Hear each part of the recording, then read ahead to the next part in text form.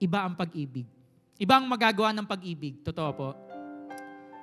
True love waits.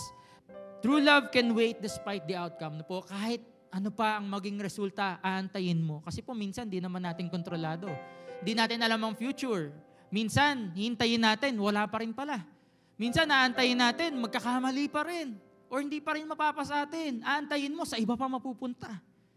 Pero kung true love yan, can wait despite the outcome. Love is patient and kind. Ang Bible po ang nagsabi. Si Paul ang nagsabi, love is patient and kind. Love is not jealous or boastful or proud or rude. It does not demand its own way. Kapatid, demanding ka ba?